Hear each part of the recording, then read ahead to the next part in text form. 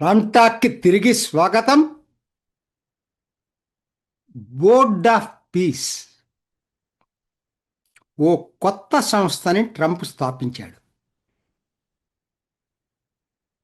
దీనికి ఇప్పటికీ నాకొచ్చిన వార్త ప్రకారంగా 22 దేశాలు దీంట్లో చేరాయి. ఆ 22 దేశాలు ఏంటో ఒక్కసారి చూడండి. నేను స్లైడ్ ఇచ్చాను. Saudi Arabia, Pakistan, Qatar, Turkey, Jordan, United Arab Emirates, Bahrain, Egypt, Indonesia, Armenia, Azerbaijan, Kazakhstan, Uzbekistan, Morocco, Kosovo, Albania. నేను ఇప్పటికి చెప్పిన అన్ని ముస్లిం దేశాలు. ఇక మిగతాయి చూద్దాం. ఈస్ట్ యూరప్ నుంచి Hungary, Bulgaria, Mongolia, Latin America నుంచి అర్జెంటీనా, పెరుగ్వే, ఏషియన్ నుంచి వియత్నాం. ఇవేనండి ఇప్పటికి చేరిన దేశాలు. మరి చేరని దేశాలు ఎక్కడున్నాయి? చేరని దేశాలు యూరోపియన్ యూనియన్. ఒక్క హంగరీ, బల్గేరియా తప్పితే యూరోప్లో హంగరీ, బల్గేరియా, అల్బేనియా, కొసావో ఇవన్నీ ఈస్ట్ యూరప్కు సంబంధించినటువంటి దేశాలు. మిగతా వెస్ట్రన్ యూరప్లో ఒక్క దేశం కూడా చేరలేదు. యూకే చేరలేదు, జర్మన్ చేరలేదు, ఫ్రాన్స్ చేరలేదు, ఇటలీ చేరలేదు, చాలా దేశాలు చేరలా.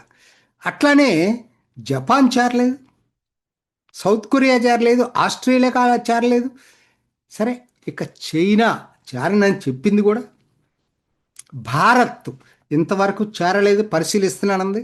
రష్యా పరిశీలిస్తున్నానంది. ఇదండి దీని సిచ్యుయేషన్. దీన్ని నాకేమనిపిస్తుంది, అసలు అభివృద్ధి చెందిన దేశాల్లో అమెరికా తప్పితే ఇంకే దేశం లేదు. సరే, అసలు దీని చార్టర్ ఏంటో చూసుకుంటే చార్టర్లో ఎక్కడ గాజాకి సంబంధించింది అనేది లేదు. అందరూ అనుకోవటం ఏంటంటే అది గాజా పేరుతోటి యుఎన్ఓకి ప్రత్యామ్నాయంగా ఇంకొక సంస్థని ట్రంప్ ఫ్లోట్ చేశాడనేది పరిశీలకుల భావన.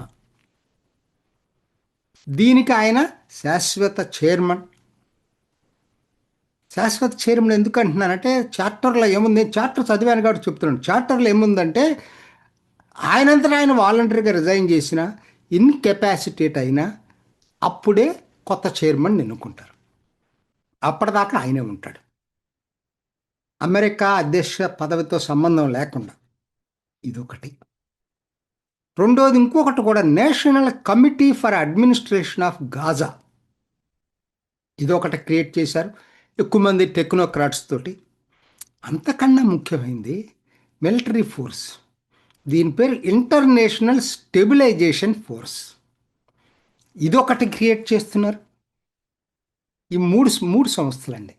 ఇప్పుడు ఎందుకు ఇది మాట చెప్పాల్సి వస్తుందంటే ఇదంతా కూడా ఇంకొకటి ఏంటంటే దీంట్లో చేరే వాళ్ళు ఎవరైనా శాశ్వత సభ్యులు కావాలంటే $1 బిలియన్ పే చేయాలి. లేకపోతే 3 ఇయర్స్కి ఒకసారి సభ్యులను ఎన్నుకుంటారు. సరే, ఇంతకీ ఇది ఇది ప్రపంచంలో యుఎన్ఓకు బదులుగా కొత్త అడ్డర్ని అమెరికా నిర్మించబోతుందా అనేది రాజకీయ పరిశీలకుల దీంట్లో ఉంది. అయితే ఈ రోజుకి యూరోపియన్ యూనియన్ చేరకుండా, యూకే చేరకుండా, ఇండియా చేరకుండా ఇది వయబులా? చూద్దాం ఏం జరుగుతుంది. ఇక టైం ఉంది, దాని గురించి అప్పుడే మనం మాట్లాడాల్సిన పని లేదు. అంతకన్నా ముఖ్య పరిణామం ఇంకోటి జరుగుతుంది. దాని గురించి నేను ప్రధానంగా ఇప్పుడు మీ ముందుకు తీసుకొస్తున్నా. ఏంటంటే పాకిస్తాన్ దీంట్లో చేరింది. నిన్న దావోస్లో కూడా షాబాజ్ షరీఫ్ కూర్చున్నాడు. కథ ఆయనకి మొదటి స్థానంలో లేదు, ఎక్కడో వెనకున్నాడు, కూర్చున్నాడు మొత్తం మీద.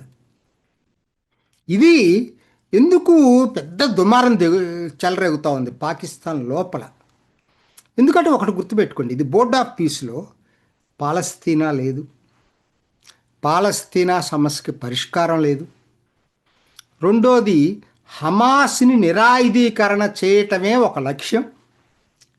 ది బోర్డు లక్ష్యాల్లో ప్రధాన లక్ష్యం ఏంటంటే హమాస్ని నిరాయుధీకరణ చేయటం. ఇజ్రాయెల్కి పరోక్షంగా రక్షణ కల్పించడం. పాకిస్తాన్ ఇజ్రాయెల్ని ఏ రోజు రికగ్నైజ్ చేయలే, ఈ రోజు కూడా.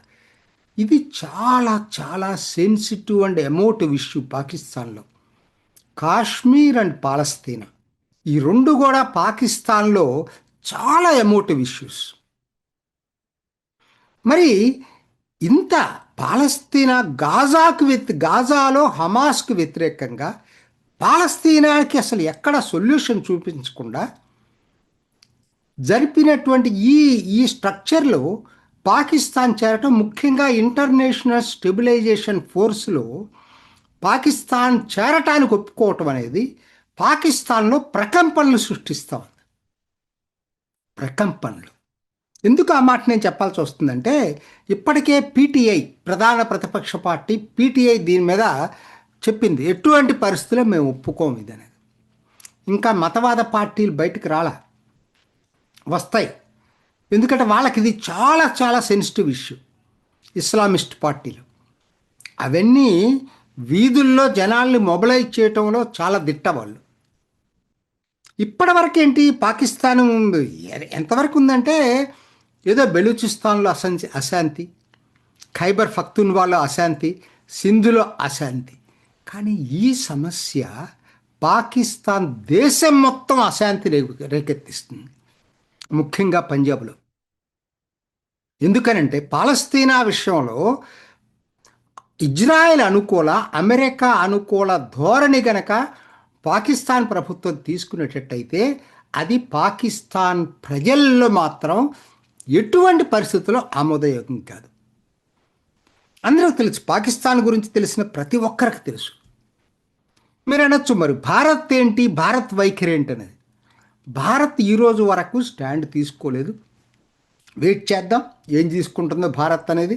అసలు ఇది భారత్ ప్రజల్లో ఇది పెద్ద ఇష్యూ కాదండి. భారత్ ఏ స్టాండ్ తీసుకున్నా ప్రజలు ఆమోదిస్తారు.